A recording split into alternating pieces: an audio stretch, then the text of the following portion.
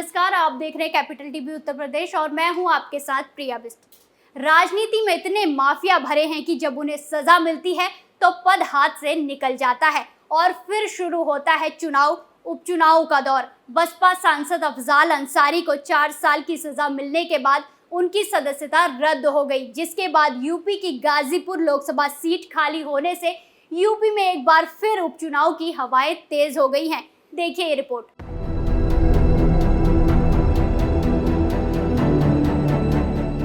उत्तर प्रदेश में चुनाव का शोर थम गया है, जहां निकाय चुनाव के साथ ही 2 विधानसभा स्वार और 96 सीट पर हुए उपचुनाव के नतीजे सामने आ चुके हैं।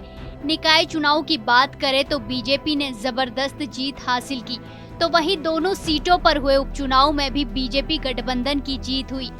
निकाय चुनाव खत्म होने के बाद अब जल्द ही यूपी में एक बार फिर से गाजीपुर सीट पर उपचुनाव होंगे। यूपी की गाजीपुर लोकसभा सीट पर बसपा सांसद अफजाल अंसारी को 4 साल की सजा मिलने के बाद उनकी सदस्यता रद्द हो चुकी है, जिसके बाद ये सीट खाली है। दरअसल अफजाल अंसारी को 29 अप्रैल को गाजीपुर के एमपी एमएलए कोर्ट ने गैंगस्टर के एक मामले में 4 साल की सजा सुनाई थी, जिसके बाद अंसारी की लोकसभा सदस्यता को रद्द कर दिया गया। बता दें कि 2 साल या उससे ज्यादा की सजा होने पर सांसदी या विधायकी चली जाती है। ऐसे में सीट को 6 महीने से ज्यादा समय तक खाली नहीं रखा जा सकता।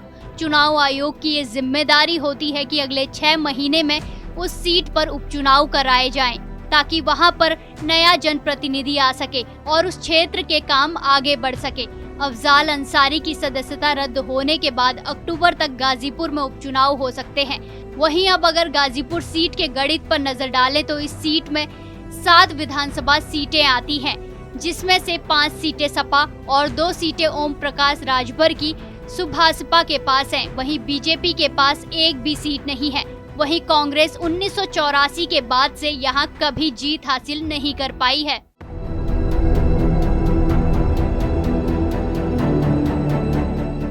यूपी में जहां पहले रामपुर से सांसद रहे आजम खां, फिर आजम खां के विधायक रहे बेटे अब्दुल्ला आजम की सदस्यता गई, जिसके चलते रामपुर लोकसभा, खतौली, स्वार और 96 विधानसभा सीट पर उपचुनाव हो चुके हैं। वहीं अब अफजाल अंसारी की सदस्यता रद्द होने के बाद अक्टूबर तक गाजीपुर में भी उपचुनाव होने की संभावना है।